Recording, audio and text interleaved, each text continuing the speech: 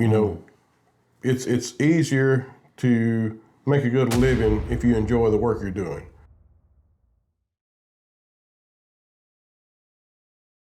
You know, you need to be paying attention to the next level up while you're being the best man at entry level.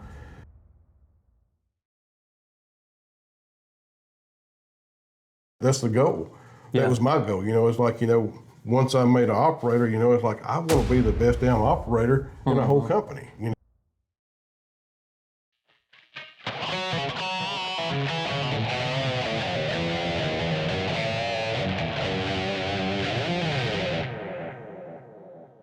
Hey everybody, welcome to ProfitDig Live. I'm Jeff Givens. I'm here with Jeff Spencer and Jerry Work.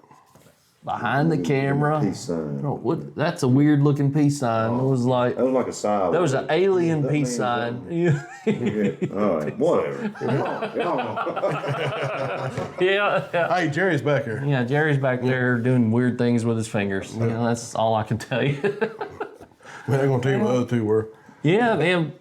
We were talking about just off screen just now about going from, you know, maybe you're low man on the totem pole, Entry level. running a shovel, running a piece of equipment, but you've got ideas of someday owning your own business.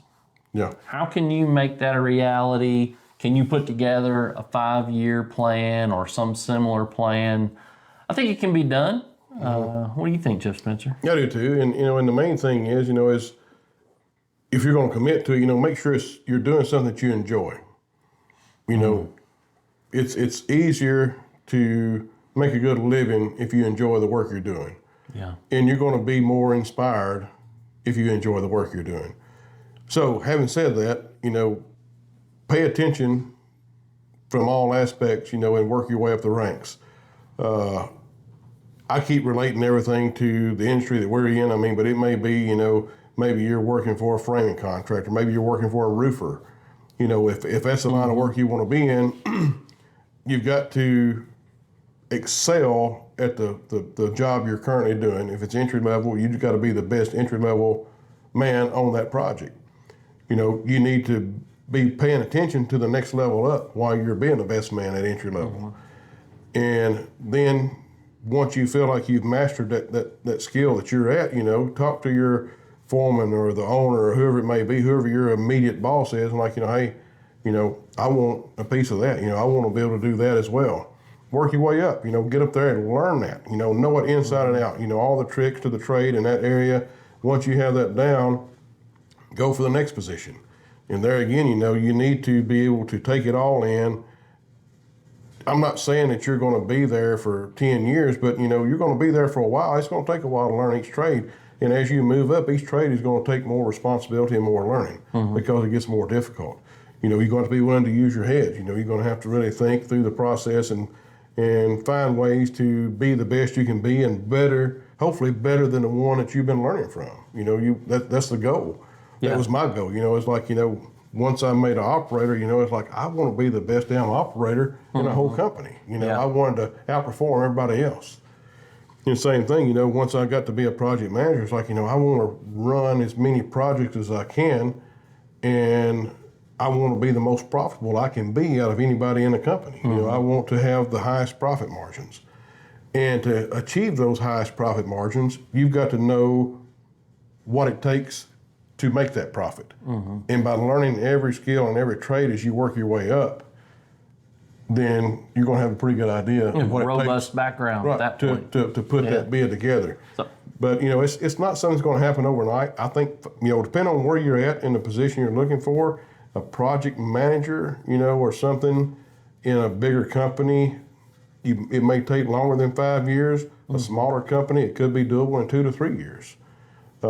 You know, but it's all about excelling in everything you do, and it won't go unnoticed. You know, if you're working for a good boss or a good company, you know, they're going to notice. They're looking for growth.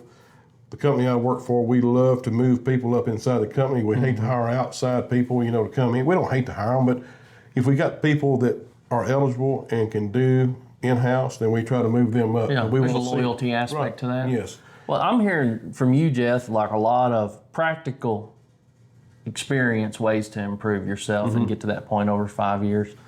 Mastering whatever position you're in, broadening your skills, seeking to take on more responsibility. So I guess, I'm hearing the practical side of it, but like also there's more of a motivational or behavioral side to it as well. Right. Like you need to be convinced with yourself that this is what you want to do. Like you want to achieve this. It's not, so Jeff did a great job of laying out some things that you could do to achieve that, but you need to be in the mindset as well of like, hey, I'm not comfortable being here long term.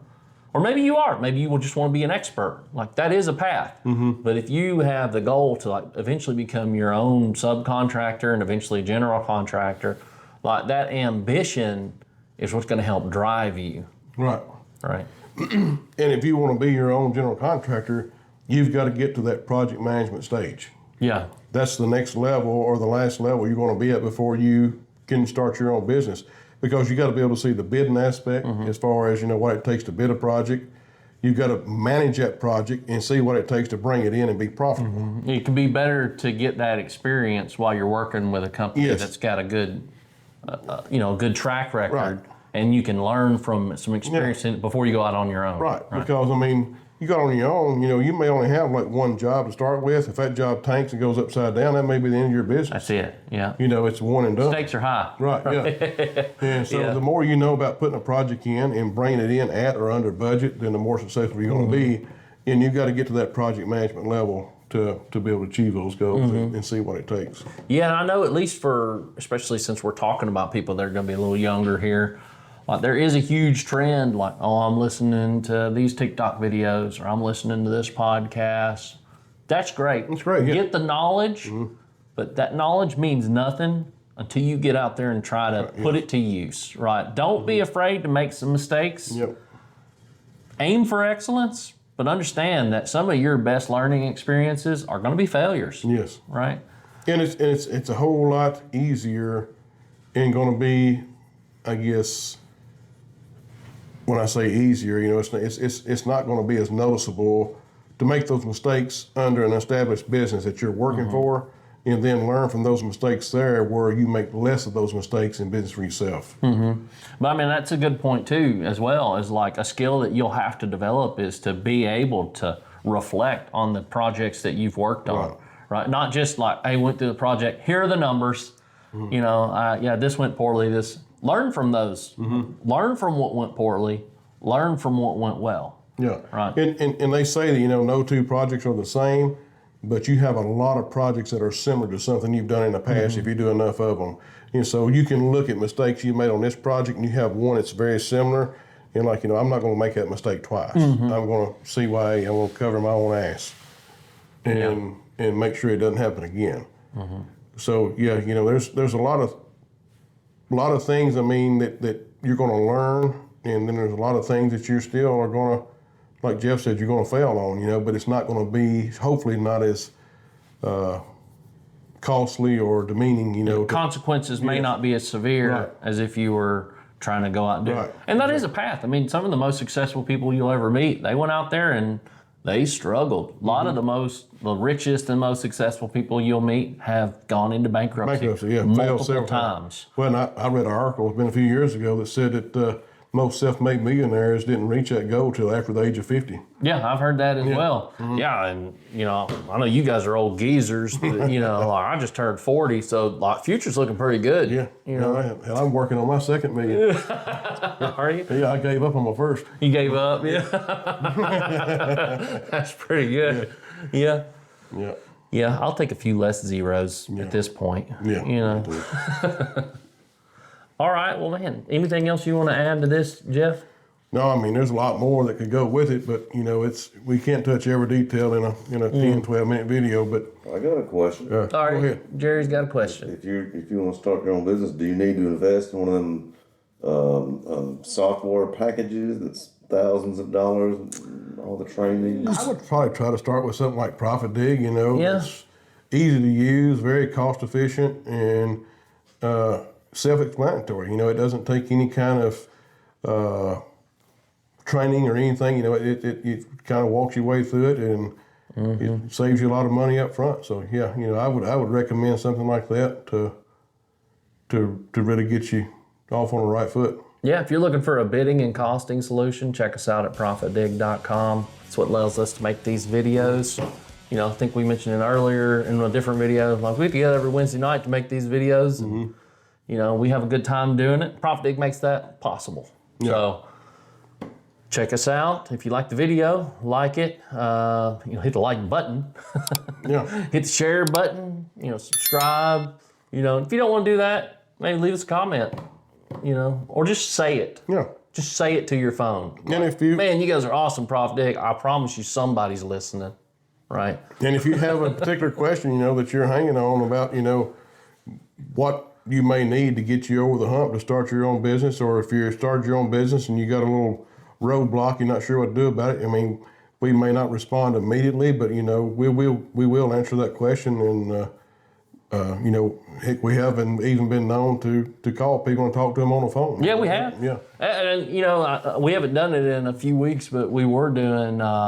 We just picked some comments from the comment section Right, yeah. and do like a video response, and send that person, that link, user yeah. a link saying like, "Hey, we responded to your video. Check it out." Like, that could be you. Yeah. User nose picker 5382. Like, that could be you. Yeah. All right. All right. Thanks for tuning in, guys. Thank you, guys. Hope y'all have a good one. Bye.